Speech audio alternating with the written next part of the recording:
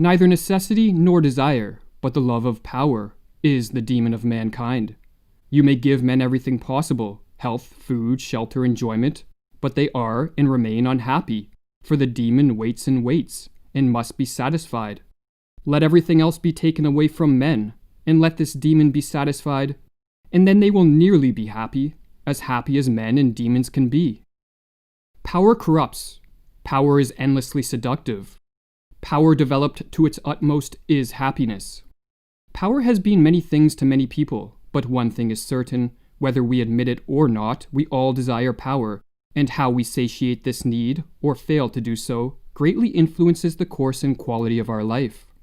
In this video, we explore the nature of power, and we discuss how the games of power that define modern societies are rigged in ways that favor tyranny at a social level and mental illness at an individual level.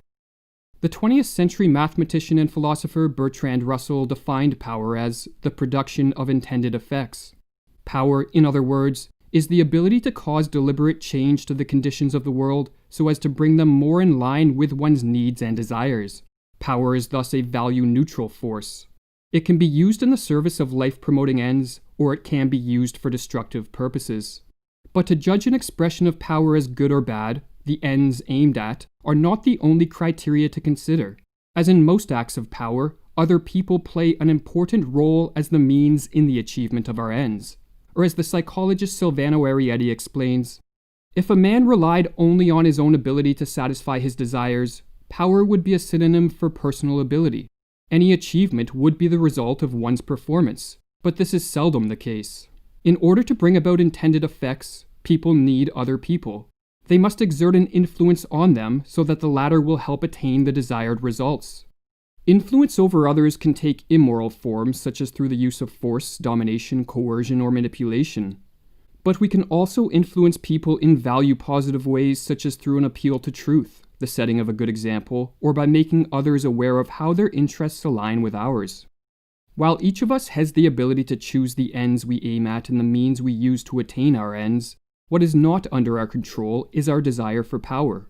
For power is among the most fundamental of our needs, or as Nietzsche explains, every animal instinctively strives for an optimum of favorable conditions under which it can expend all its strength and achieve its maximal feeling of power.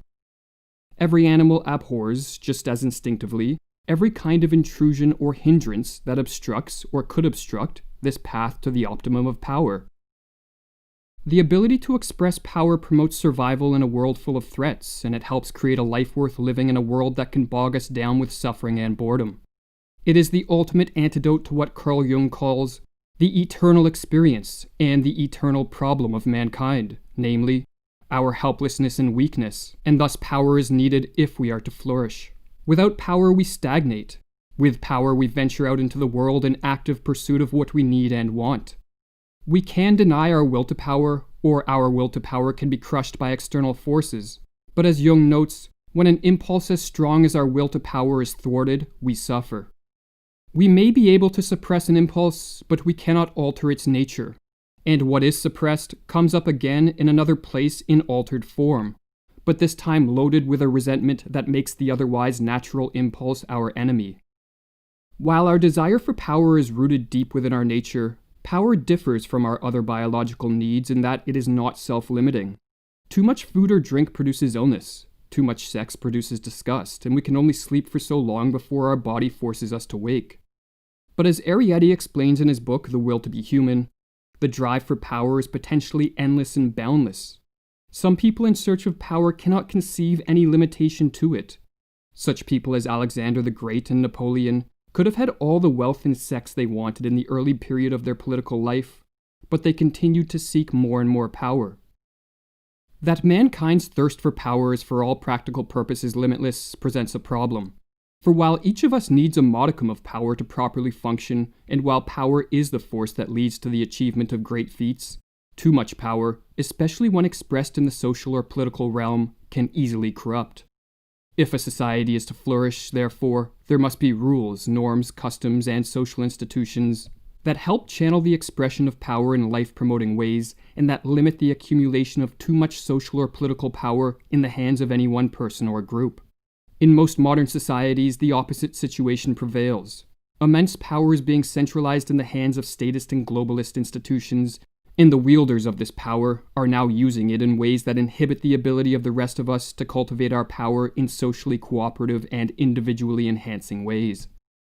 But to the extent that government is strong, writes Leopold Kohr, the individual is weak, with the result that even if his title is citizen, his position is that of subject. As a population, we have been divided into two classes. There are the ruling elites who believe that they should have the power to control the world, while the rest of us are being conditioned to believe that we shouldn't even have the power to control our own lives. This is a perilous situation which, if not corrected for, could result in us being a generation forced to endure a brutal reign of tyranny. For as George Orwell wrote, "We know that no one ever seizes power with the intention of relinquishing it." So what is the solution to this challenge we face? Some claim that love will save the world, but tyrants are not moved by such feelings. Others claim that the truth will set us free, but as Nietzsche recognized, truth alone is never enough. Truth in itself is no power at all.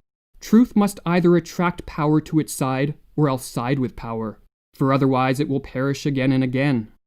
This has already been sufficiently demonstrated, and more than sufficiently. In the end, only power thwarts power, or as Frederick Douglass wrote, "Power concedes nothing without a demand. It never did, and it never will." If a society is to escape the grip of tyrants, power must be brought to the side of freedom. But the type of power needed to accomplish this feat is not the same as the power that backs tyrants. As more people cultivating the ability to dominate, manipulate, and coerce others will only lead to one group of tyrants being replaced by another.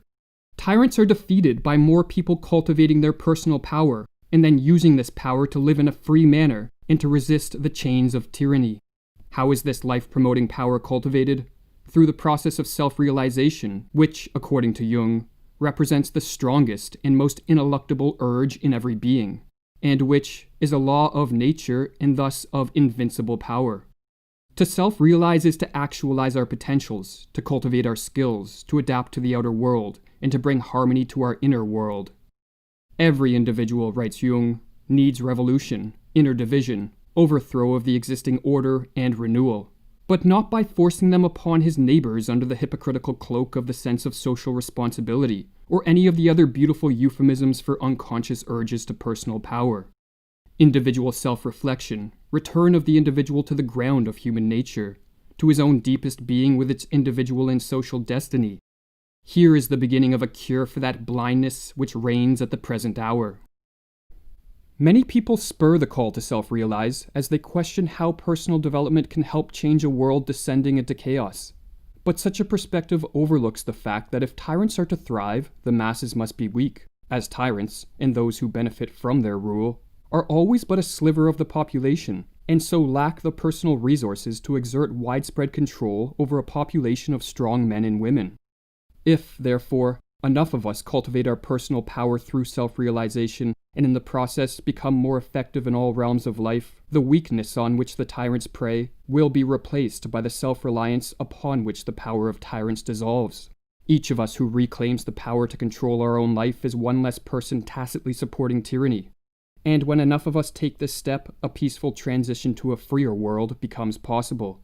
For as Etienne de la Boétie noted nearly 400 years ago, tyrants can be dethroned without any use of force, and without the need for prolonged strife, so long as enough people desire freedom and have the strength and inner fortitude to practice non-compliance and civil disobedience, and to resist commands that are immoral and contrary to the functioning of a free and prosperous society. From all these indignities, such as the very beasts of the field would not endure, you can deliver yourselves if you try. Not by taking action, but merely by willing to be free. Resolve to serve no more, and you are at once freed. I do not ask that you place hands upon the tyrant to topple him over, but simply that you support him no longer. Then you will behold him, like a great colossus whose pedestal has been pulled away, fall of his own weight and break into pieces. Some may think that time is still on our side, and that if things get really bad, enough people will then take the appropriate stand on the side of freedom. But to take this passive approach is to flirt with danger. For one of the most important lessons of the 20th century is that when totalitarianism is unleashed on a population, it proves very difficult to internally dislodge. Unless we are vigilant in protecting our freedoms, they will be taken from us, for as Voltaire noted, so long as the people do not care to exercise their freedom, those who wish to tyrannize will do so. Alexander Solzhenitsyn, in a footnote to Volume 1 of the Gulag Archipelago, expressed the profound regret that he and his fellow Soviet prisoners felt for their lack of action in the early days of communist rule, and the following passage should serve as a warning to us all. If we didn't love freedom enough, and even more, we had no awareness of the real situation.